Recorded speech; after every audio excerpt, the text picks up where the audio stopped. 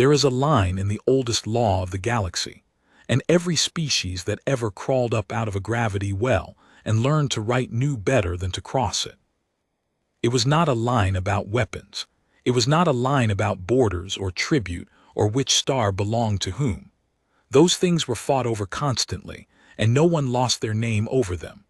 The line that mattered, the one carved into the foundation stone of the Concordat before the first human had ever learned to smelt iron, was simpler and older than all of that. It said that the young did not belong to war. They called it the cradle-neutral clause. In the flat, ceremonial language of the Concordat it ran to 900 words, but every child in every creche from the core to the farthest ember of the rim could recite the heart of it in a single breath. A world's children were not property. They could not be seized, could not be indentured, could not be counted as spoils or leverage or debt. Whatever the adults did to one another, and they did a great deal, the generation that had not yet chosen its own life was untouchable. It was the one mercy the galaxy had agreed to keep even while it agreed on nothing else. For 11,000 years, no one crossed it, not the silicate hegemony in its 3 great purges, not the vault mind when it ate 200 worlds and turned them into thinking coral. Not even the Empire, in all its long and patient hunger. And then the Empire did. They did not do it with fire. That was the thing that people would keep coming back to afterward in the quiet places where they tried to understand what had happened. If the Empire had simply burned a colony, the galaxy would have shuddered and moved on, because the galaxy had learned to survive fire. What the Empire did instead was worse, because it was tidy. It was done with a ledger and a stylus and a single amended line. And the line was crossed by a clerk in a warm room who never once raised his voice. The colony was called Thessaly IV. It sat on the human frontier, a green world with 2 small moons and a population of 11 million, most of them the grandchildren of people who had left an overcrowded Earth to try their luck on the dark edge of the map. It was not important. That was the point of choosing it. It grew grain and raised children and shipped ore to the inner worlds. And it had done nothing at all except sit on the wrong side of a border the Empire had decided, that season, to redraw. Earth had signed the independence accords 8 years before the harvest. It had been a stiff, cold negotiation, the kind where both sides smile and neither means it, and at the end of it humanity had walked away with a seat in the Senate, a defensive perimeter, and the Empire's grudging signature on a page that said the human worlds governed themselves. The Empire had signed because it was cheaper than a war it was not certain it would win. But the Empire did not forget being made to sign. It filed the grudge the way it filed everything, carefully, in a place where it could be retrieved. Ren Okonkwo was 19 years old when she found the line, and she was, at the time, the least important person in the room. She was a junior archivist in the human delegation to the Concordat Senate, which was a grand title for a job that mostly involved carrying data slates from one bad-tempered diplomat to another, and making sure the Empire's translation of a document matched humanity's. She had come up through the creche schools of Nairobi archaeology, tested high in pattern work and languages, and been shipped out to the Senate at 17, because someone in the Foreign Service had decided the human delegation looked young and hungry, and that was better than looking tired. She had spent 2 years learning that the Senate ran on paper. Not literal paper. The galaxy had moved past that 100,000 years ago, but on records, on ledgers, on the endless certified documents that turned a threat into a law and a law into a fact. Whoever controlled the record controlled what had happened.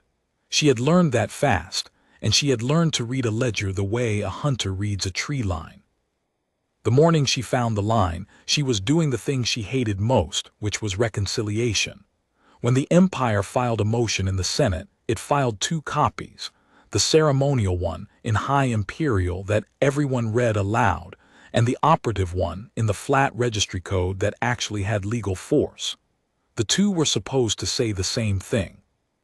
Ren's job at the bottom of the human delegation's food chain was to check that they did. It was tedious beyond description. 9 times out of 10 the two matched perfectly, and the 10th time the difference was a rounding error in a tariff schedule. She had done it 400 times. She could do it half asleep, and often did. The motion on her slate that morning was labeled in the ceremonial copy as a routine resettlement order for the Thessaly system. Resettlement orders were common on the frontier. When the Empire annexed a contested world, and it had been quietly annexing the space around Thessaly for a year, one uninhabited asteroid claim at a time, it issued paperwork moving populations around, consolidating this, dispersing that. The ceremonial copy was 3 paragraphs of soothing language about orderly transition and the welfare of affected persons. Wren had read 100 like it. She almost signed off without checking the operative copy at all. She checked it because she was bored, and because checking it was the job, and because some part of her that she would never be able to fully explain, later when people asked her, wanted to see what the flat code actually said under all the soothing words. The operative copy was written in registry code, which is not a language so much as a system of citations.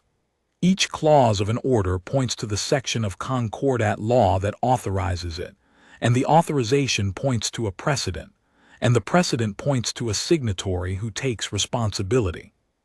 It is designed so that no action can exist without a chain of accountability behind it.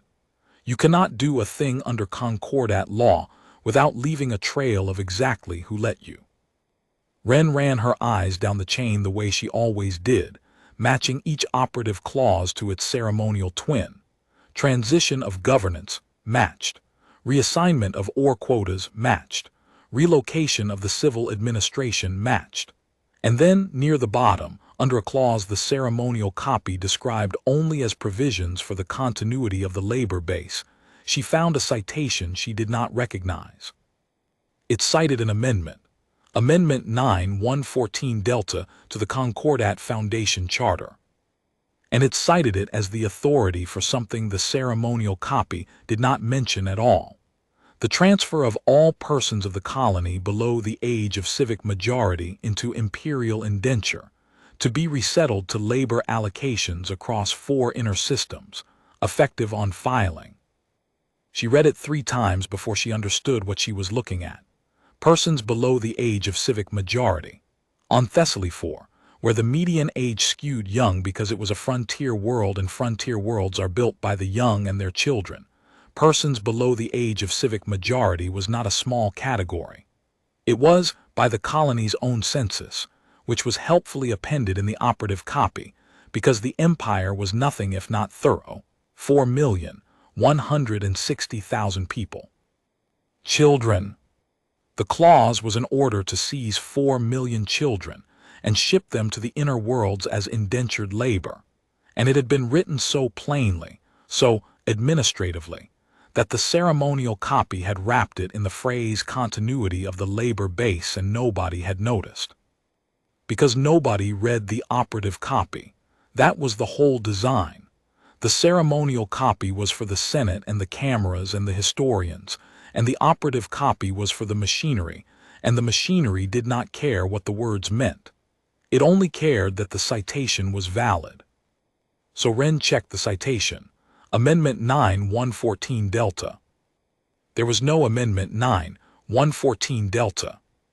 Not in any version of the Foundation Charter she had ever seen, and she had read the charter until her eyes bled because reading the charter was how you survived a job like hers.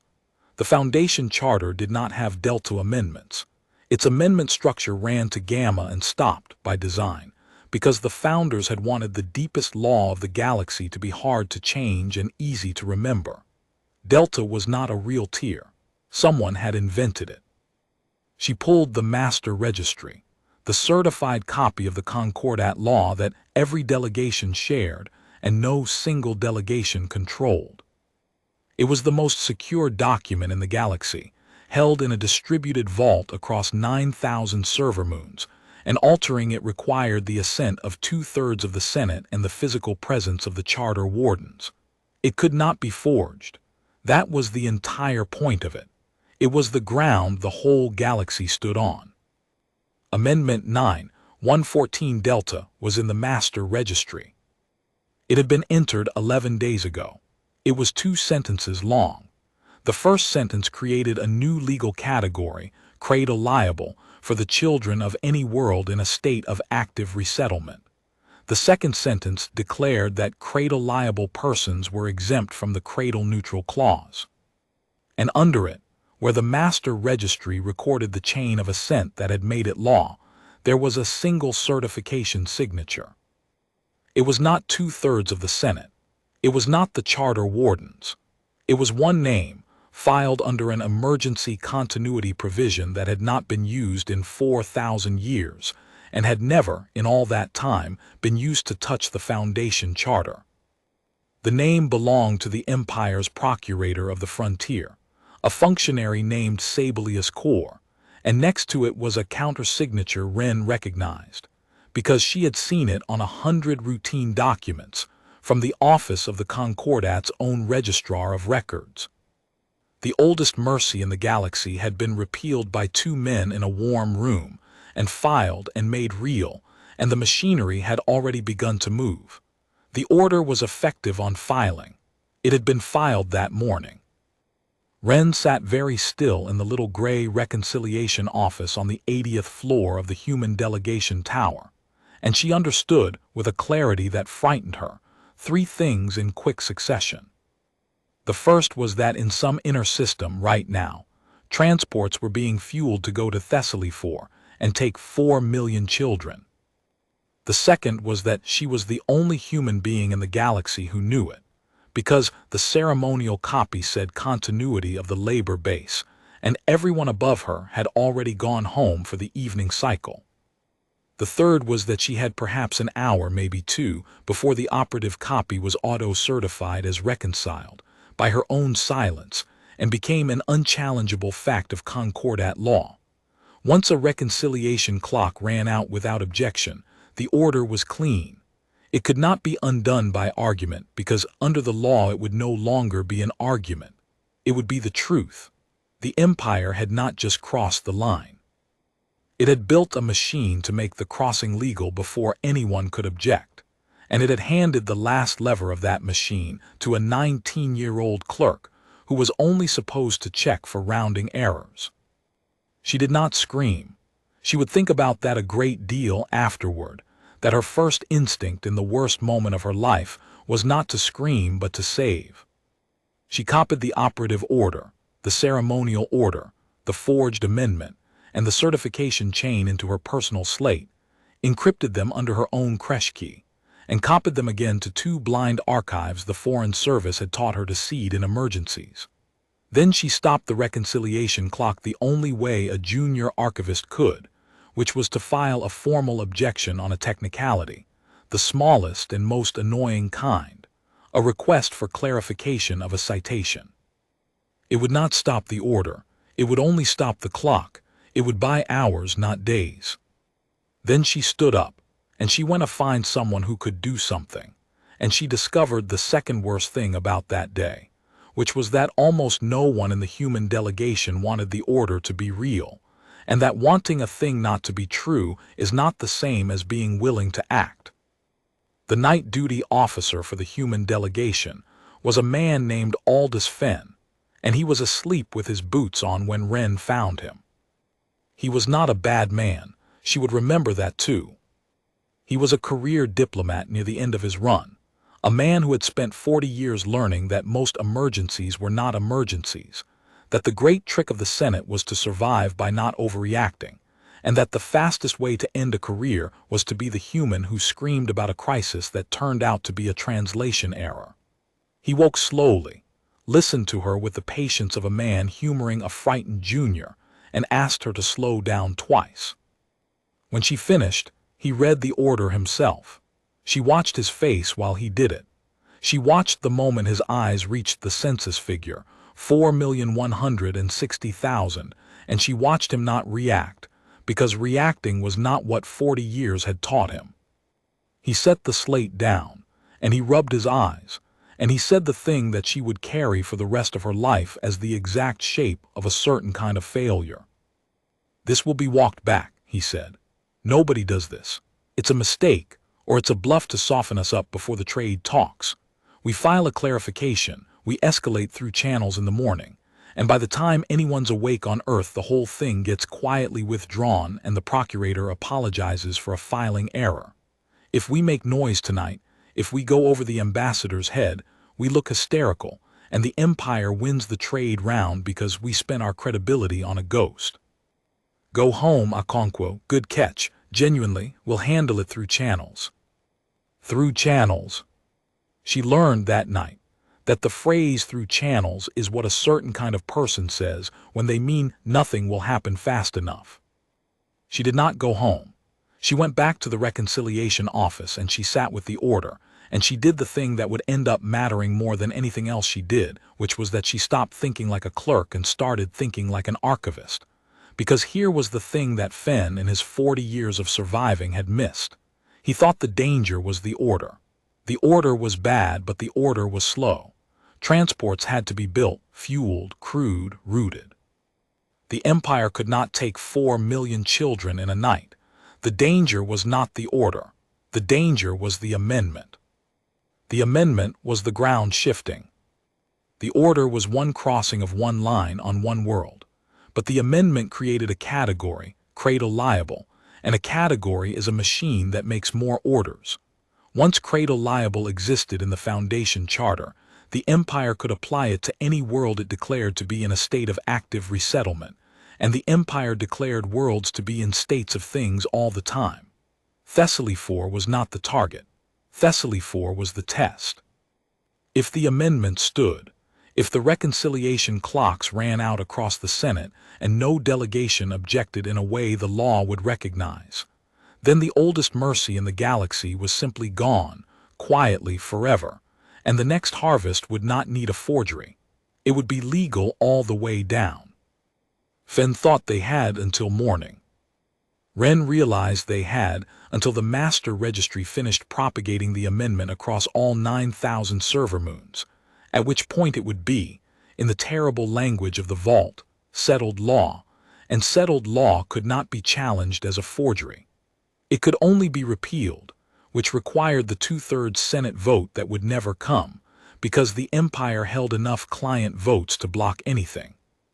She checked the propagation status. The amendment was at 61%. It had been climbing all day while everyone read the ceremonial copy about orderly transition. At current rate, it would reach full propagation, settlement, in 9 hours. 9 hours to prove a forgery in the most forgery-proof document in the galaxy. Here is what Ren Okonkwo understood, sitting alone in a gray office at the edge of human space, that the Empire's procurator, in all his cleverness, had not accounted for. The Master Registry could not be forged from the outside, but it could be amended from the inside by an authorized signatory under the emergency continuity provision, and that was exactly what had been done. The Empire had not broken into the vault. It had walked in through a legal door that everyone had forgotten was there. And a legal door, unlike a broken wall, leaves a legal record. Somewhere in the certification chain, there was a moment where the Registrar of Records had countersigned an amendment to the Foundation Charter under an emergency provision that had specific, ancient conditions attached to it. The provision existed to let the galaxy respond to true catastrophes when the Senate could not convene, a plague, an invasion, the death of a core world. It required a declared state of emergency, and a declared state of emergency was itself a document. It had to be filed. It had to cite a cause. Ren went looking for the emergency declaration that made the amendment legal, and she found it, and it was the most beautiful mistake she had ever seen. The declared emergency, the catastrophe that had supposedly justified suspending 11,000 years of law by the signature of 2 men, was a critical labor shortfall in the inner systems threatening the continuity of essential production. That was it. That was the emergency. Not a plague, not an invasion, a labor shortage. The Empire had needed workers, and rather than pay for them, It had declared a shortage of them to be a galactic catastrophe of the kind that let you rewrite the foundation of civilization by fiat. And then it had solved its declared catastrophe by deciding that 4 million children were the solution. And that was the line, not the seizure, the justification, because Concordat law, ancient and pedantic and written by people who had seen every kind of tyranny, was very specific about the emergency provision. It could be invoked for a threat to survival. It could not be invoked for a threat to production. There was case law. There was 11,000 years of case law, drawing exactly that line because the founders had known in their bones, that if you let a government call an inconvenience an emergency, the emergency provision would eat every other law in the book. So they had built a wall. A survival emergency could suspend the charter. An economic emergency could not. It was the second oldest rule in the Concordat, right behind the mercy it was supposed to protect. The Empire had crossed the oldest line in the galaxy by standing on a forgery, and the forgery had a flaw, and the flaw was that they had told the truth about why. They had written, in the operative copy, in the flat honest registry code that no one ever read, that they were doing it for labor. They had been so certain no one would read the operative copy that they had not bothered to lie in it. Wren did not have the authority to void an amendment to the Foundation Charter. No single human did, but she did not need to void it. She needed to prove that it had never been validly made, that the emergency it stood on was, under the plain text of the Concordat, not an emergency at all, and that therefore the emergency continuity provision had never been legally available, and that therefore the amendment had been entered without authority, and that therefore it was not settled law but a defect. And a defect in the master registry was the one thing that stopped propagation cold. The vault was built to be forgery-proof, which meant it was built to catch its own errors. If she could file a certified defect notice, if she could get the registry to see its own wound, it would freeze the amendment at whatever percentage it had reached and refer it to the charter wardens for review. And review took months, and months was long enough for the whole galaxy to wake up and read the operative copy. But a defect notice could only be filed by a delegation with standing, certified by a signing officer of that delegation, and Wren was a junior archivist. She could not sign anything. Her signature had the legal weight of a paper airplane. She needed a human signing officer to put their name on the notice, and there was exactly one awake in the tower, and he had told her to go home. She went back to Finn. This time she did not ask him to believe her. She had learned in the last 3 hours that belief was not the currency that moved men like Finn. Fear of being wrong was, so she did not tell him the children were being taken. She told him that the Empire had made a filing error so severe that it exposed the entire Imperial delegation to a formal defect proceeding, and that if the human delegation filed the notice first, cleanly, before the Empire noticed its own mistake, humanity would hold the one lever in the Senate that the Empire could not buy back. She told him it was leverage.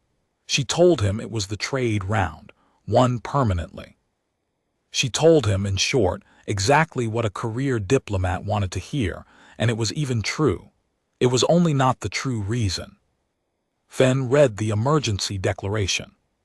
He read the case law she had pulled and annotated and laid out for him in the 2 hours she had known he would need it. He was not a stupid man, that was the thing. He saw it. She watched him see it, watched the 40 years of survival instinct recalculate in real time, and land at last on the conclusion that the safe move and the right move were, this once, the same move. He signed the defect notice at the 4th hour. His hand was shaking, a little, and she chose to believe it was not entirely about the trade round. The notice went into the vault at 04:12 delegation time. The amendment froze at 73%. The charter wardens were notified. And somewhere in the inner systems, a procurator named Sabelius Core received an alert that his forgery had a defect flag on it, filed by the human delegation, and understood that a 19-year-old clerk had just stopped the machine. He did not panic. This is important because it is what separates the Empire from every cruder tyranny the galaxy had survived. Sabelius Core did not send a fleet. He did not threaten. He looked at the defect notice and he saw that it was correct, that his emergency declaration was, under the case law, defective, and he simply moved to fix the defect. Because he could. Because that was the horror of the machine he served. He had the authority to declare emergencies, and if a labor emergency was not enough, then he would find an emergency that was. 6 hours after the defect notice froze the amendment, the Empire declared that the human delegation's filing of a false defect claim constituted an act of legal sabotage against the Concordat Vault, and that legal sabotage against the Vault was, under a different and entirely real provision, a threat to the survival of galactic order, and a threat to survival could invoke the emergency provision. The Empire refiled the amendment under a new declaration, not a labor emergency this time, but a security emergency, and named the cause of the emergency as the human delegation itself. Wren watched the propagation counter, which had frozen at 73%, shudder and resume, and begin to climb again, and she understood the true nature of what she was fighting. It was not a lie she could expose. It was a machine that manufactured new law faster than any one person could challenge the old, and it had just designated the crossing of the oldest line in the galaxy as necessary for galactic survival, and it had named her people as the enemy of that survival, and it had done all of it still, without raising its voice. She sent the whole file to Earth at the 6th hour. Everything, the order and the forgery and the case law and the refiling, over the emergency foreign service channel that a junior archivist was never supposed to touch, with a message 11 words long. They are taking the children and they have made it legal. Then she waited for Earth to answer, and she was afraid, because she did not know if Earth would do what Fenn had done. File a clarification, escalate through channels, survive, or whether Earth would do the other thing, the thing no one had made humanity do in the 8 years since the Accords, the thing the Empire was so sure the paperwork would prevent. Earth answered in 90 minutes. It was not a message. It was a single line of Concordat legal code, filed into the vault from the human homeworld, and when Wren read it, her breath went out of her all at once, because it was not an objection, and it was not a clarification, and it was not a plea. It was a formal notice, under Article 1 of the Independence Accords, and it said, in the flat, unshakable registry code that the whole galaxy would have to read whether it wanted to or not, that humanity was invoking its sovereign right of reckoning, and that it would begin at the source. The sovereign right of reckoning was not a phrase anyone in the Senate had taken seriously when humanity had insisted on it, 8 years before. It had been the strangest demand in the Accords, and the imperial negotiators had let it through precisely because it seemed like a piece of primitive theater, the kind of thing a young species insists on to feel important. It said that a human world, if a specific engraved line was crossed against it, the Accords listed them, and the seizure of children was the first on the list, could declare a reckoning, and that a reckoning was not a war. That was the part the Empire had smiled at. A reckoning, the Accords said, was a targeted accounting. It gave humanity the right to identify the specific individuals responsible for the crossing, to prove their responsibility in the open record, and to hold them to account by human law, and it obligated every Concordat signatory to neither shelter nor obstruct the accused. It was, the imperial lawyers had concluded, a clause about extradition, a P-compliance mechanism. They had signed it because it committed humanity to precision. It bound the humans to go after individuals, not populations. It was, they thought, a leash. They had not understood what humans meant by precision. That was the mistake that the whole galaxy would spend a generation studying. When Wren read the reckoning notice on her slate, she did not, at first, understand what it authorized. She understood it 2 hours later when the human fleet arrived, because it did not arrive the way fleets arrived. There was no armada. That was the first thing every sensor operator in the Thessaly system reported, with a confusion that curdled slowly into fear. The Empire had prepared for a fleet. It had massed a defensive cordon at the Thessaly jump points, 300 capital ships, because it assumed that a species declaring a reckoning over its children would come the way the galaxy had always come, in fury, in numbers, to burn. The Imperial cordon waited for the human armada with its guns hot, and its crews braced for a slaughter that would let the Empire cry aggression to the Senate. Nothing came to fight them. What came instead was a single unarmed vessel, broadcasting its manifest on every open channel, requesting docking clearance at the Imperial Procuratorial Station in orbit over Thessaly 4. Its manifest listed its cargo as legal instruments and its complement as officers of the reckoning. The Imperial cordon did not fire on it because it could not. Firing on a vessel of the reckoning, a vessel that had broadcast its lawful purpose and requested lawful docking, would itself be the obstruction the Accords forbade, and the whole galaxy was watching now, because Wren had made sure of it. She had released the operative copy of the order, the real one, the honest forgery with the labor emergency written plainly in its code, to every delegation in the Senate the moment Earth invoked the reckoning. By the time the human vessel reached Thessaly, there was not a species in the Concordat that had not read, in the Empire's own words, that it intended to take 4 million children to fix a labor shortage.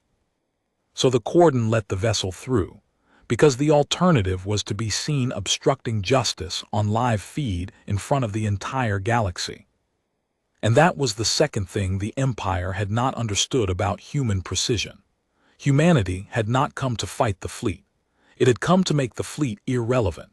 Every gun in that cordon was aimed at a war that was not going to happen, and every hour those guns stayed hot was an hour the Empire spent looking like it was defending the seizure of children with 300 warships. The human vessel docked. Out of it came not soldiers but a delegation, and at the front of that delegation, to Wren's complete astonishment, was Wren herself, because Earth, in its 90-minute answer, had done one more thing that no one expected. It had certified the reckoning on the strength of her file, and under the Accords, the officer who first documented and certified the crossing held standing as a recorder of the reckoning, and Earth had not sent a general or a fleet admiral to be the face of humanity's response. Earth had elevated the 19-year-old clerk who had read the operative copy, because she was the one who could prove, line by line, what had been done, and because a reckoning is won not by force but by record, and she held the record. She was not sent alone. Around her stood the instruments of a human reckoning, and they were the strangest army the galaxy had ever seen, because most of them were not soldiers at all. There were forensic archivists who could reconstruct a certification chain down to the individual keystroke. There were xeno-jurists who had spent the 8 years since the Accords doing nothing but memorizing Concordat case law, waiting for exactly this. There were quiet, watchful people in unmarked gray who were, Wren understood without being told, the ones who would carry out the accounting itself if it came to that, and who hoped it would not, and who would not flinch if it did. And there was one warship, only one. It hung above the station where everyone could see it, and it did nothing, and its name, painted on its hull in letters 40 meters high so that every telescope in the system could read it, was cradle neutral. The Empire had erased the clause from the law. Humanity had welded it to the side of a ship and parked it in orbit as a promise.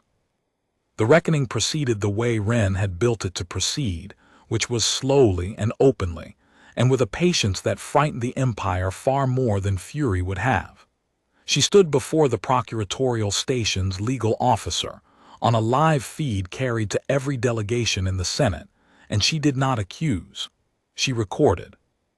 She read the operative order into the galactic record, clause by clause, and after each clause she read the ceremonial copy that had hidden it, and she let the two sit side by side so that the whole galaxy could see the shape of the deception.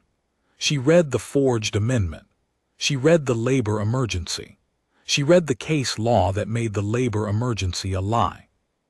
And then she did the thing that turned a legal proceeding into a reckoning. She read the certification chain. Because the Empire's whole machine ran on accountability.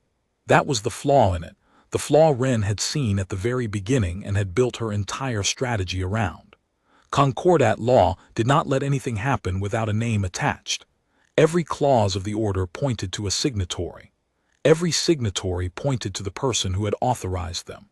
And when Wren read the certification chain into the record out loud in front of the galaxy, she was not making accusations. She was reading the Empire's own confession, because the Empire had signed every step of it, certain that no one would ever read the operative copy aloud. There were 41 names in the chain. She read all of them, the clerks who had drafted the order, the station officers who had begun fueling the transports, the registrar of records who had countersigned the forged amendment, a Concordat official, not an imperial one, which meant the Empire had reached inside the neutral institutions of the galaxy and corrupted them, and Wren read that fact into the record too, and watched the neutral delegations of the Senate go very still, because it meant the rot was not only imperial. And at the top of the chain, the name that authorized all the others, the name under which the emergency had been declared and the mercy repealed and the children counted, Sabelius Cor, procurator of the frontier. The reckoning, the accord said, must identify the specific individuals responsible. Wren had identified 41, and then she did the thing that made the galaxy understand, at last, what human precision meant. She read the second list. The second list was the 11 million, not as a threat, as a record. She read the census of Thessaly 4 into the galactic register, not 4 million children as a number, but as an accounting, because a reckoning is an accounting, and an accounting requires that both sides of the ledger be counted.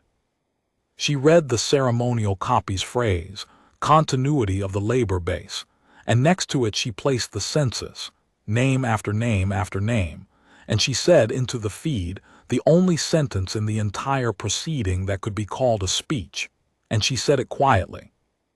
The Empire wrote these children into its ledger as a shortage of labor. We are writing them back out. This is not a war. No world will burn. No innocent will be harmed. We have come only for the 41 who signed because they crossed the one line, and the one line has a cost, and the cost is that we now know your names and the galaxy knows them, and there is nowhere in the Concordat you may hide, because every signatory is forbidden to shelter you, and we will be patient, and we will be exact, and we will never stop, and we will collect. Then she closed the record, and the human delegation withdrew to its single ship, and the reckoning began in earnest, and the Empire discovered that it had signed, 8 years before, a clause it had thought was a leash, and that the leash was on its own throat. Because the reckoning bound every signatory to neither shelter nor obstruct the accused, and the Empire for 11,000 years had built its power on the Concordat.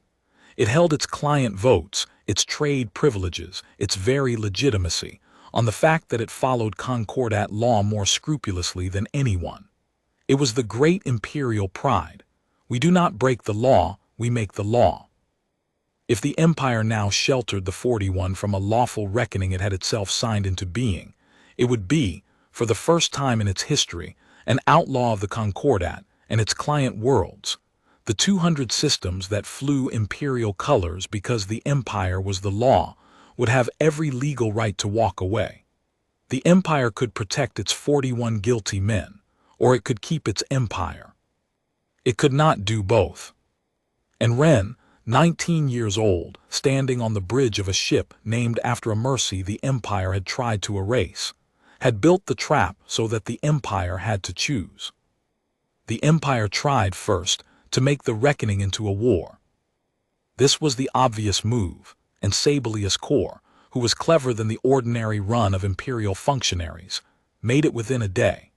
If humanity could be provoked into firing a shot, If the single gray warship named Cradle Neutral could be made to loose one weapon in anger, then the reckoning became an act of aggression. The accords were void, and the whole affair collapsed into an ordinary war that the Empire, with its 300 capital ships against humanity's one, would win in an afternoon.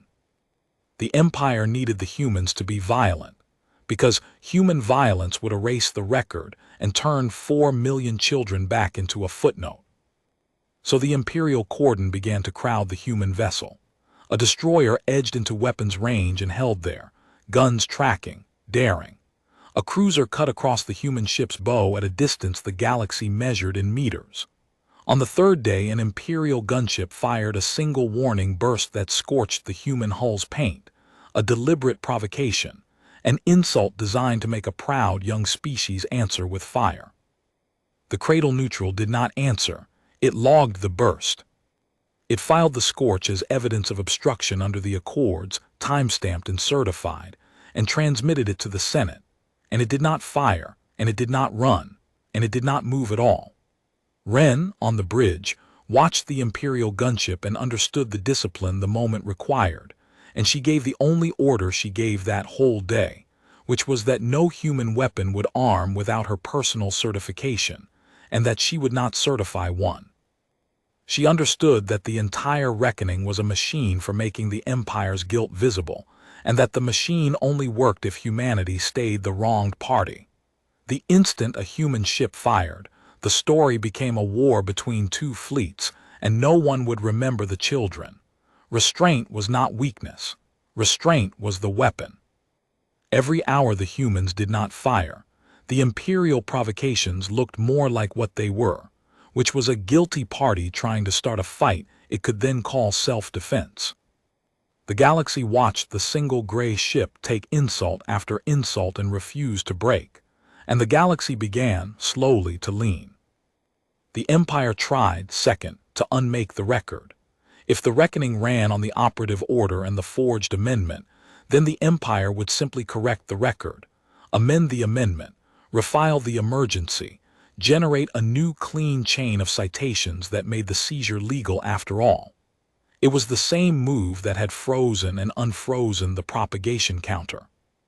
Kor had beaten Wren once with it, in the vault, and he expected to beat her again, because the machine that manufactured law was the Empire's true weapon, and it never ran out of ammunition. But Wren had spent her 2 years learning that whoever controls the record controls what happened, and she had learned it in the Empire's own house, and she turned it against them. She did not fight the Empire's new filings. She recorded them. Every time the Empire refiled the emergency under a new justification, she read the new justification into the Galactic Register beside all the previous ones, and she let the galaxy watch the Empire cycle through reasons: labor shortage, then security threat, then legal sabotage, then a threat to the dignity of the Concordat itself. And with each new reason the Empire admitted, in the plainest possible way, that it did not have a real one. A government with a true emergency declares it once. A government inventing an emergency declares it 4 times, each time differently, groping for the version that will stick. Wren did not need to prove the emergency was false. She only needed to make the Empire keep changing its story on the record, in front of the 200 client worlds, whose loyalty was built on the belief that the Empire followed the law. By the 6th day the client worlds had read the register. 12 of them filed formal requests for clarification with the Imperial delegation, which was, in the language of the Senate, the diplomatic equivalent of a family beginning to whisper in the next room. The Empire had not lost them yet, but it had begun to, and it knew it, and Sabelius Kor understood that the reckoning was not a legal proceeding he could win or lose. It was a slow accounting that made his crime more visible every day it continued, and the only way to end it was to make it stop, and the only way to make it stop under the Accords was to surrender the 41. The Empire would not surrender the 41. Pride forbade it, and so did fear, because 41 was a small number and everyone in it knew names above it. If the procurator of the frontier could be handed to a human reckoning, Then so could the prefect who had told the procurator to solve the labor problem, and so could the council member who had told the prefect, and the chain of accountability that the empire had built to control its servants would, for the first time, run upward. The 41 were not being protected because they were valued. They were being protected because they were the wall between the reckoning and the throne. So the empire did the thing that Ren had feared and half expected and built the last piece of her trap to catch. It moved to end the reckoning by force in a way that would not look like war. It did not attack the cradle neutral. It attacked the record. On the 9th day, the imperial delegation filed, in the Concordat vault, a motion to seal the Thessaly proceeding on grounds of galactic security, to classify the entire reckoning, the operative order, the census, the certification chain, all 41 names, and remove them from the public register into a security vault that only the Empire and its allies could access. It was a legal maneuver, entirely within the rules, and it was devastating, because if the record was sealed, the reckoning could continue but no one could watch it, and a reckoning no one could watch was just a war fought in the dark. And in the dark the Empire's 300 ships would win. The sealing motion had its own reconciliation clock, 12 hours, and it would be adjudicated, as vault motions were, by the neutral office that certified the register, the Office of the Registrar of Records. The same registrar who had countersigned the forged amendment. Ren understood, when she saw the sealing motion, exactly what had been done. The Empire had corrupted the neutral referee at the start, back in the warm room where the whole thing began, and now it was calling in the debt. The Registrar of Records would grant the sealing motion, because the registrar was already compromised, was already named number 6 in Ren's certification chain, and would seal the record to bury the evidence of his own guilt. The whole reckoning would vanish into a security vault, and the galaxy would be told only that a dispute had been resolved through proper channels, and the 4 million children would be resettled after all, and it would all be legal, all the way down, exactly as the Empire had planned from the start. She had 11 hours to stop it, and this time there was no clever citation to file, because the referee was bought and the referee decided, and a defect notice filed with a corrupt registrar would simply be denied. She could not out-lawyer a referee who had already chosen the Empire. So she stopped being a lawyer. She had been a lawyer for 9 days, and it had brought the galaxy to the edge, and it was not going to carry it over. What carried it over was the thing she had understood on the very first night, alone in the gray office, that the Empire's entire machine ran on accountability, on the fact that every act had a name attached, and that this was not only its strength but the deepest possible weakness, because a name is a person, and a person can be reached. The Registrar of Records was not on Thessaly 4. He was in the core, in the Concordat's own capital, in a secure office in the neutral heart of the galaxy where no imperial or human writ could touch him. He was, he believed, the safest man in the reckoning, because he was neutral, because he was Concordat, because the whole point of his office was that no power could compel it. But the reckoning was not a power. It was an accounting under a clause the whole galaxy had signed, and the accords obligated every signatory, including the neutral Concordat institutions themselves, to neither shelter nor obstruct the accused. And the Registrar of Records had, by countersigning the forged amendment, made himself one of the accused. He was named number 6. He was not the referee of the reckoning. He was a target of it.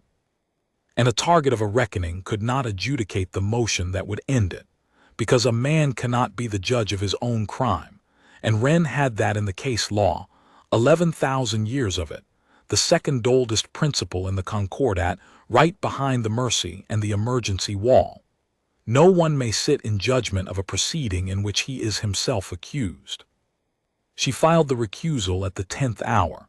Not with the registrar, she filed it above him, with the charter wardens, the ancient body that existed for exactly the moments when the ordinary machinery of the law had been captured. She attached the certification chain. She attached the registrar's own signature on the forged amendment. And she asked the charter wardens one question, in registry code, in front of the whole Senate. Could the man accused of forging the amendment be permitted to seal the record that proved he had forged it? The charter wardens had not convened in 400 years. They convened in 6 hours. And when they answered, they did not seal the record. They froze it, froze the whole proceeding exactly as it stood, in the open, visible to all, and they suspended the registrar of records from his office pending his own reckoning, and they referred the forged amendment, at last, to the full review that the Empire had spent 9 days and 4 emergencies trying to prevent. The propagation counter, which had been climbing again toward settlement, stopped for good at 88% and began, for the first time, to fall. And the whole galaxy saw it. The whole galaxy watched the neutral heart of the Concordat pull its own compromised referee off the board because a 19-year-old human had proven, in the open record, that he was one of the accused. And the 200 client worlds of the Empire, who had been whispering in the next room for days, understood at last what they had been shown, that the Empire had not only crossed the oldest line in the galaxy, but had reached into the neutral institutions that every world depended on and corrupted them to hide it, and that the only reason any of it had been stopped was a human clause that the Empire had signed thinking it was a leash. The Empire's choice came due. It could surrender the 41 and keep its throne, or it could shelter them, become an outlaw of the Concordat, and lose its client worlds one by one. Sabelius Core had run out of emergencies to declare, and out of records to seal, and out of moves. The reckoning had backed the greatest power in 11,000 years into a corner built entirely out of its own law, and the only thing that could break it now was the one thing Ren had spent 9 days refusing to give the Empire: a war. To understand why the reckoning worked, you have to understand the 6 days between Earth's 90-minute answer and the moment the human fleet arrived over Thessaly for, because those 6 days were the ones no camera ever saw, and they were the ones that mattered most. Ren spent them not fighting the Empire but building the record, because she had grasped the one truth that a lifetime of survival had hidden from Aldous Fen, that the reckoning would not be won in the moment of the strike. It would be won or lost in the days before, in the slow, patient work of making the crime undeniable, so that when the strike came, there would be no room anywhere in the galaxy for a single soul to say it had been anything other than justice. A war is won by force. A reckoning is won by proof, and proof is built one certified line at a time, in the tedious gray hours that no one remembers. So while the Imperial cordon massed its 300 ships at the jump points, waiting for an armada, Ren sat in the reconciliation office and did the most boring and most devastating work of her life. She reconstructed the entire certification chain of the forged amendment, not to the level of the 41 names, which she already had, but deeper, down to the timestamps, down to the individual authorizations, down to the exact hour, 11 days before the harvest, when Sabelius Core had first opened the emergency continuity provision and begun to build his machine. She wanted the galaxy to see not just that the crossing had happened, but that it had been planned, that it was not a panic, not a mistake, not a rogue functionary, but a deliberate construction, assembled patiently over 11 days by a man who intended, from the first keystroke, to take 4 million children and make it legal. And she found in the reconstruction the thing that turned the client worlds. She found the model. Deep in the operative filings, in an appendix no ceremonial copy would ever carry, the Empire had attached a projection. It was a resource model, the kind of cold administrative document that empires generate by the thousand, and it laid out in flat figures the labor value of the Thessaly harvest against its cost. But the model did not stop at Thessaly. The model was a template. It had fields, blank fields, waiting to be filled for world after world, and beside each blank field a projected yield of cradle-liable labor, and the worlds were named because the Empire was thorough And the worlds were not only human worlds. There were client worlds on the list. There were neutral worlds. There were worlds that flew imperial colors and believed themselves safe. And the model had already calculated, in the same flat figures, how many of their children the Empire would harvest once the amendment was settled law, and the category could be applied anywhere at all. Ren understood, holding that model, that the Empire had not merely crossed a line against humanity. It had built a door that led to every nursery in the galaxy, and it had left the human children's names in the first blank field only because Thessaly was convenient, and it had every intention of filling in the rest. The amendment was not aimed at humanity. Humanity was simply where it started, because humanity was where the Empire held a grudge. But the machine, once built, would come for everyone. She did not release the model on the first day. That was the discipline she had learned in the reconciliation office, where you did not spend a piece of evidence until the moment it would land hardest. She held it. She released the operative order first to establish the crime. She released the certification chain second to establish the guilt.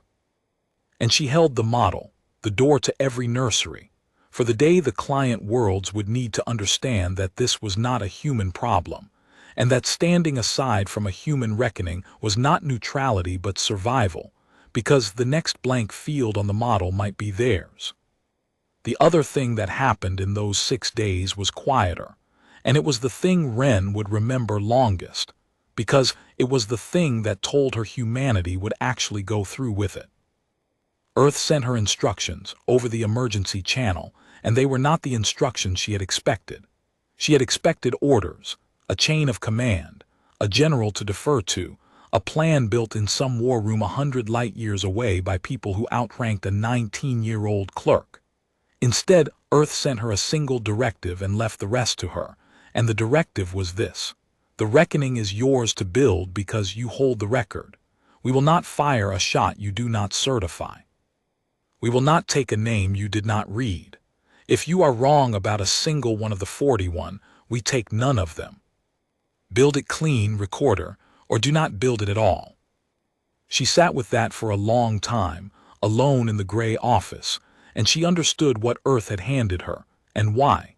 It would have been easier for Earth to send a fleet and a general and take the whole thing out of the hands of a frightened junior. It would have been faster. But a fleet and a general would have made a war, and a war would have taken the innocent along with the guilty, and Earth. The thing that Ren realized in that moment, humanity actually was, underneath 8 years of stiff diplomacy, did not want a war. It wanted a reckoning.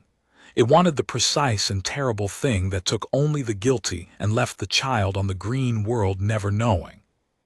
And a reckoning like that could only be built by the one person who had actually read every line, who could stand before the galaxy and swear to each of the 41 names because she had traced each one herself. So Earth gave the whole weight of it to her, not because she was expendable, but because she was the only one who could carry it clean. She built it clean. She checked each of the 41 names 3 times, the way she had checked the operative copy on the first morning, and on the second check she found that one name did not belong.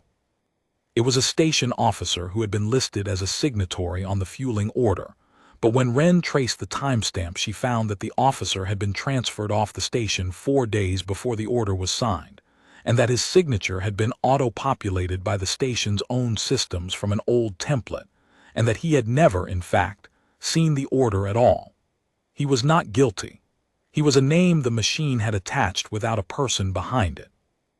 And Ren, who could have left him on the list and no one would ever have known, struck him from it, because the reckoning was an accounting, and an accounting that took an innocent man was not justice, but only a smaller injustice wearing justice's clothes. 42 became 41. She would think about that struck name sometimes, for the rest of her life, about how close the machine had come to making her, too, into a person who signed away someone she had never checked. That was the difference. That was the whole of it, the thing the Empire never understood in all its cleverness. The Empire's machine attached names without people.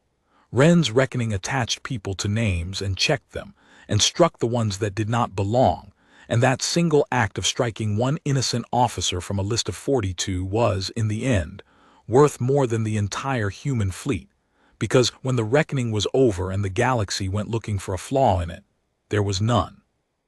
Every one of the 41 had signed the crossing knowingly. She had made certain. And a reckoning with no innocent in it is a thing that no power in the galaxy, however great, can ever call unjust. The client worlds were the hinge on which the whole reckoning turned, and Ren knew it, and so did Sabelius Core, and the 10 days between the human vessel's docking and the Imperial cordon's first shot were, beneath all the legal filings, a single long contest for the loyalty of 200 worlds. The Empire's hold on its clients was not fear, or not only fear, it was legitimacy. For 11,000 years the Empire had been the most reliable thing in the galaxy, the power that kept the trade lanes open, that enforced the contracts, that followed the Concordat more scrupulously than the Concordat's own institutions. A client world did not fly Imperial colors because it was afraid. It flew them because the Empire was the law, and the law was better than the chaos beyond it, and a world would rather bend to a lawful master than gamble on a lawless freedom. That was the deal. That was the deal the Empire had offered for 11,000 years, and it had kept it, and its clients had prospered under it, and this was the true source of Imperial power, deeper than any fleet. The Empire was trusted. The reckoning was a machine for destroying that trust, and Ren fed it patiently, one revelation at a time. She released the certification chain on the 4th day, and the client worlds read that the Empire had corrupted the neutral registrar of records, and they grew uneasy, because a registrar who could be bought to hide a human crime could be bought to hide a crime against them. She released the record of the 4 refiled emergencies on the 6th day, and the client worlds watched the Empire change its story 4 times, and their unease sharpened into doubt, because a power that had to invent 4 different reasons for the same act was not a lawful master but a liar with a fleet. And on the 8th day, when the Imperial delegation filed the motion to seal the record, Ren released the model. She released the door to every nursery in the galaxy, with the blank fields and the projected yields, and the names of the client worlds and the neutral worlds, each with its cold calculation of how many of its children the Empire had already planned to take. And the galaxy did not merely grow uneasy then. The galaxy went cold, because a client world could tell itself that the human children were a human problem, a matter of the old grudge, nothing to do with loyal subjects. But a client world could not tell itself anything at all when it read its own name in the model, with a number beside it, in the Empire's own flat figures, projecting the labor value of its own children under a category the Empire had built and would apply the moment it could. The whispering in the next room became something else after the 8th day. It became the slow, grinding sound of 200 worlds recalculating 11,000 years of loyalty. Not all at once, empires that old do not lose their clients in a day, but the trust that was the true foundation of imperial power had cracked, and every filing Ren made drove the crack wider, and the empire, which could answer a fleet with a fleet, had no answer at all for a young human who kept reading the truth into the open record. Sabelius Core understood this better than anyone, which was why he was so dangerous, and why the last days of the reckoning were the tensest of Ren's life. He knew he could not win the record. He had lost it the moment Ren read the operative copy aloud on the first day. So he did not try to win it. He tried to make it not matter, to reach the point where the human ship fired, or the record was sealed, or the client worlds were frightened back into line, at which the whole slow accounting would collapse and force would decide after all. Every provocation of the cordon, every refiled emergency, every legal maneuver was aimed at that single goal, to change the terms from proof back to power, because on the terms of power the empire could not lose, and on the terms of proof it could not win. Wren's entire task in those days was to refuse to let the terms change. When the cordon crowded the cradle neutral, she logged it and did not fire, because firing changed the terms. When the Empire refiled the emergency, she recorded it and did not argue it into the ground, because a shouting match changed the terms. When the registrar moved to seal the record, she did not fight the referee but recused him, because fighting a referee was a contest of power and recusing him was a matter of law. Over and over for 10 days, she held the reckoning on the terms of proof and would not be provoked, coaxed, or frightened onto the terms of power. And this was the hardest thing she ever did, harder than reading the operative copy on the first morning, because every instinct in her and every instinct in the human fleet at the edge of the system screamed to answer force with force. And she would not, because she understood that the reckoning was a rope, and that the Empire was trying to make humanity cut it. And that as long as humanity did not cut it, the rope drew tighter on the Imperial throat with every passing hour. There was a moment on the 11th day when she nearly lost.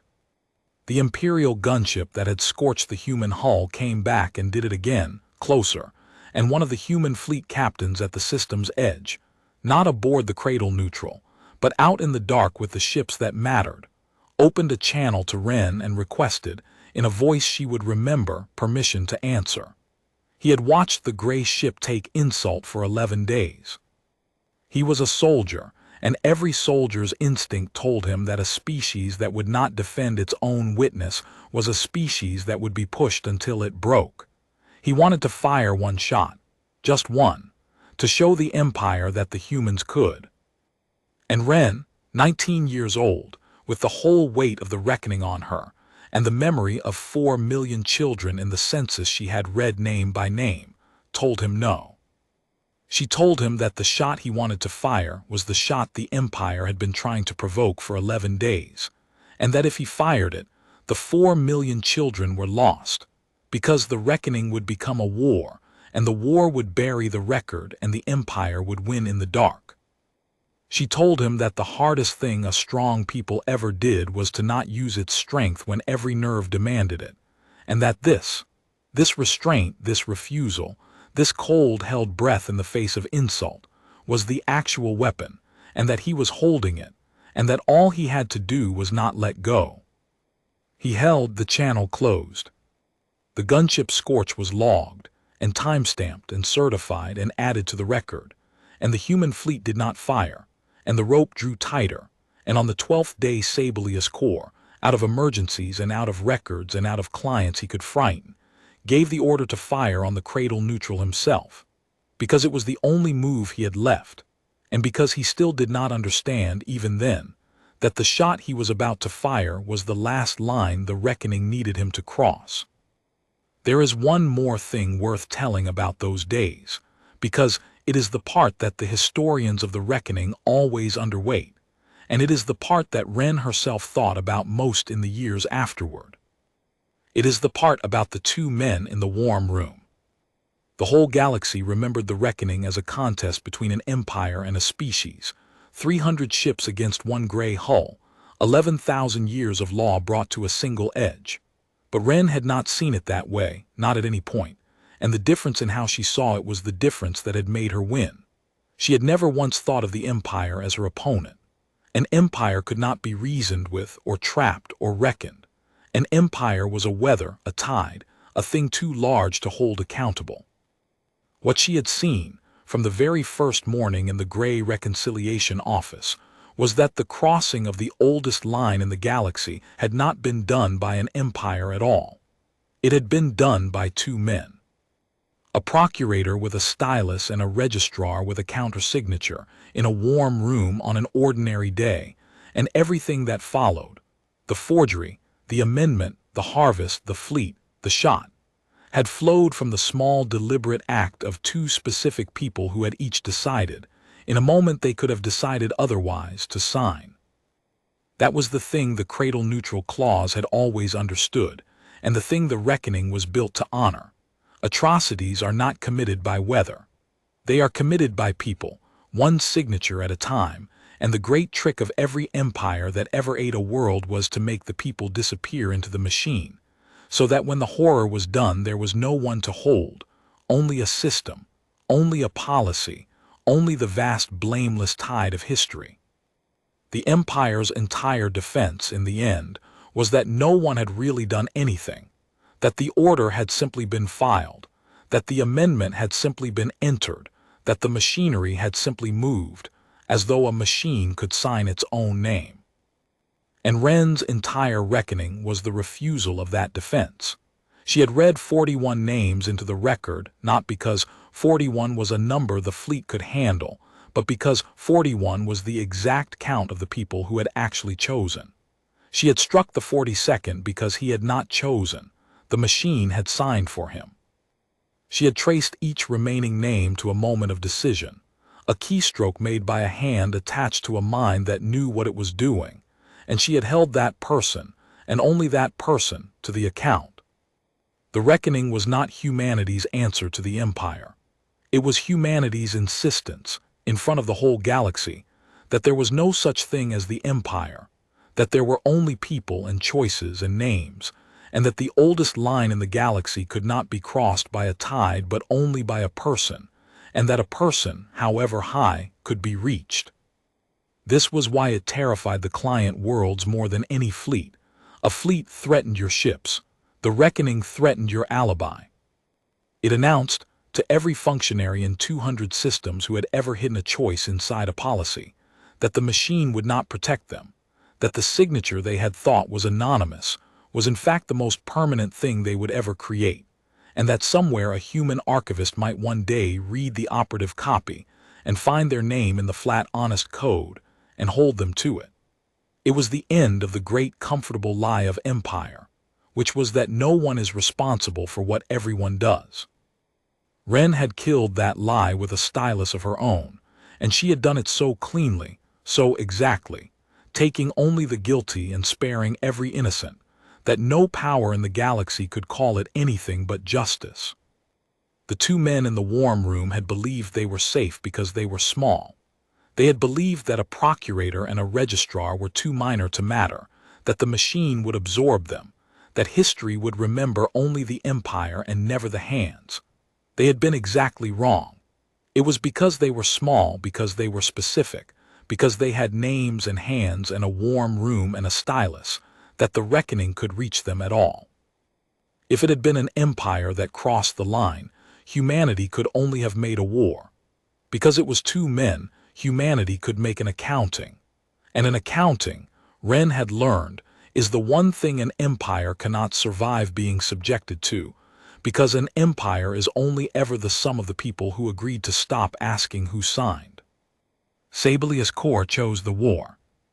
He chose it because he had nothing left to choose, and because he was, at the bottom of all his cleverness, a servant of a thing that could not admit it had been beaten by a clerk. On the 12th day of the reckoning, with the propagation counter falling and his client worlds whispering, and his forged amendment referred to a review that would destroy him, the procurator of the frontier gave the order the whole galaxy had been waiting for and dreading, and the imperial cordon over Thessaly IV opened fire on the single gray ship named Cradle Neutral. It was meant to be the end, 300 capital ships against one. The Empire had gamed it 100 ways in the 12 days of the reckoning, and every game ended the same. The human ship destroyed in the opening salvo, the reckoning decapitated, the record disputed. The whole affair collapsed into the ordinary chaos of a war where nothing could be proven, and the strong wrote the history. Core expected the human ship to die in the first 8 seconds, and he expected that, in the confusion, he would seize back the narrative, declare the humans the aggressors, and finish the resettlement while the galaxy argued. The human ship did not die. Here is what the Empire had not understood. In 12 days of watching the Cradle Neutral take insult after insult and refuse to fire. It had read the restraint as weakness, or as strategy, or as the fear of a young species out of its depth. It had never once considered the third possibility, which was the true one, that the single gray ship had not fired because it had never for one moment been the human response. It was a witness. It had been sent to be shot at. Everything Wren had built for 12 days, the open record, the certification chain, the census read name by name, the discipline that would not answer a single provocation, had been constructed for one purpose, which was to make the Empire fire the first shot in front of the entire galaxy, at an unarmed vessel of a lawful reckoning, on live feed, unambiguously, with no emergency left to hide behind. Because the sovereign right of reckoning, in the fine flat text of the Accords that the imperial lawyers had smiled at 8 years before, said one more thing. It said that a reckoning was not a war, and could not be answered with war, but that if a signatory obstructed a lawful reckoning by force, the obstruction itself dissolved that signatory's protections under the Concordat, and authorized the reckoning to be carried to conclusion by any means, against the obstructors alone, with the full sanction of galactic law and the obligation of every other signatory to stand aside. The Empire had just, on live feed, obstructed a lawful reckoning by force. It had fired the shot that unlocked the last clause. And humanity had spent 12 days making certain that, when it did, there would be no doubt anywhere in the galaxy about who had crossed the line and who had only stood witness. The human fleet had been in the Thessaly system for 6 days. It had arrived quietly, one hull at a time, along the dark trade routes, and it had held station beyond the system's edge, silent, waiting, because Wren had told Earth precisely what would happen and precisely when it would be lawful, and Earth had believed the 19-year-old who held the record. It was not 300 ships. It did not need to be. Human precision had never been about numbers. When the Imperial cordon fired on the cradle neutral, the human fleet did not fire back at the cordon. That was the thing that broke the Empire's mind in the end, the thing the client worlds would speak of for a generation. The humans did not fight the fleet. They went through it. The human ships did not engage the 300 capital ships at all. They ran a single surgical transit, fast, cold, exact, straight past the cordon to the procuratorial station, and they did to the station precisely what the Accords authorized and nothing more. They disabled it. They did not destroy it. They cut its drives, silenced its weapons, severed its transmitters, and boarded it, and the quiet, watchful people in unmarked gray who had come with Wren 12 days before went through that station corridor by corridor, and they collected the 41. Not 4 million, not 11 million, 41. The exact number Wren had read into the record. They took the clerks who had drafted the order and the officers who had begun fueling the transports and the station commanders who had crewed them, and they took, from his warm office at the heart of the station, Sabelius Core, procurator of the frontier, who had crossed the oldest line in the galaxy with a stylus and never once raised his voice. And they took not one person more. The station's other crew, the cooks, the engineers, the ordinary imperial servants who had signed nothing, the humans left untouched and logged and released because they were not on the list, and the list was the whole point. The reckoning was targeted at the guilty, and the galaxy watched a human boarding party walk past 1,000 imperial personnel to collect exactly 41, and understood all at once and forever what human precision meant.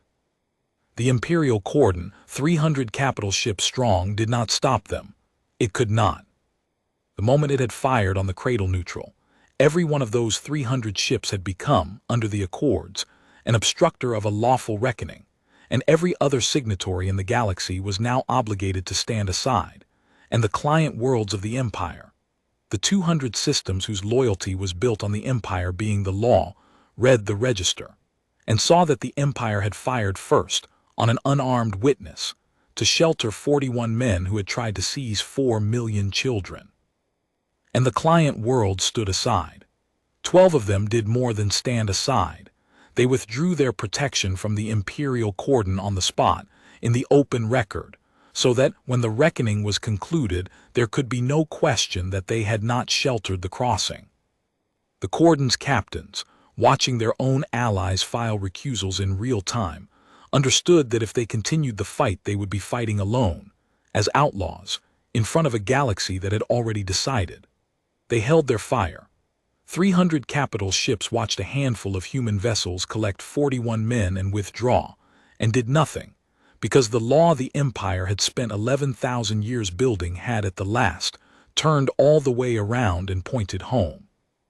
Sabellius Kor was tried in the open, under the reckoning before the whole Senate, and Ren Okonkwo read the record that convicted him, because she was the recorder, and it was hers to read. He did not defend the crossing. There was no defense. He had signed it in the plain, honest registry code that no one was supposed to read.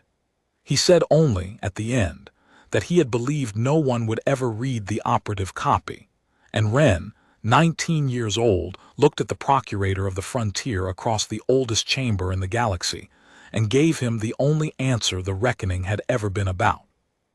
"We read it," she said. "That was all, we read it." The forged amendment was struck from the Foundation Charter by the full vote of a Senate that had finally, at last, been made to look. The cradle-neutral clause was restored, and more than restored.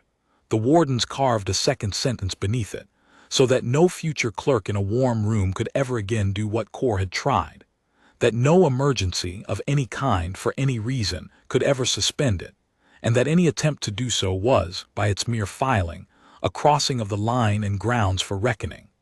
The one mercy the galaxy had kept for 11,000 years was made, for the first time, absolute. The 4 million children of Thessaly IV were never taken. The transports that had been fueling in the inner systems were stood down, their crews reassigned, their manifests deleted from a register that the whole galaxy now read very carefully indeed. The children grew up on their green world with 2 small moons, and most of them never knew how close they had come, which was, Ren thought, exactly right. That was what the mercy was for. It was supposed to be invisible. It was supposed to be the thing that let a child grow up not knowing there had ever been a ledger with their name in the wrong column. The Empire did not fall. Empires that old do not fall over one reckoning. But it was never again what it had been, because the whole galaxy had seen the leash it had thought it held snap taut on its own throat, and every client world now knew that the human clause existed, and that humanity would use it, and that the oldest line in the galaxy had a cost, and that the cost was your name in the open record and nowhere in the Concordat to hide. The Empire had crossed one line it should never have crossed, and it had learned, as every power that ever tested humanity learned, that the humans did not answer a crossing with fury or with fire. They answered it with a record and a patience, and a precision that took only the guilty, and left the innocent untouched, and never, ever stopped until the ledger was balanced. Ren Okonkwo was 20 by the time the reckoning was closed. She went back to being an archivist, because it was the work she loved, and because she had learned that the most dangerous person in the galaxy is not the one with the fleet but the one who actually reads the operative copy. They offered her rank and titles and a seat at the high table, and she took none of it. She asked instead to be assigned, permanently, to reconciliation, to the gray office and the tedious work of checking that the ceremonial copy and the operative copy said the same thing, because someone had to read the flat, honest code under the soothing words, and she had learned what it cost when no one did. She kept one thing. On the wall of the gray office, where the night duty officer could see it if he ever fell asleep with his boots on again, she hung a single line of registry code printed plain. It was the cradle-neutral clause, in its restored and absolute form, the oldest mercy in the galaxy, made unbreakable at last by a clerk who read the fine print and a species that meant every word of its own quiet law. And beneath it, in her own hand, she had written the only sentence anyone ever needed to understand what humanity was, and what the Empire had learned, and why the galaxy would never again cross that one line. They thought no one would read it. We always read it.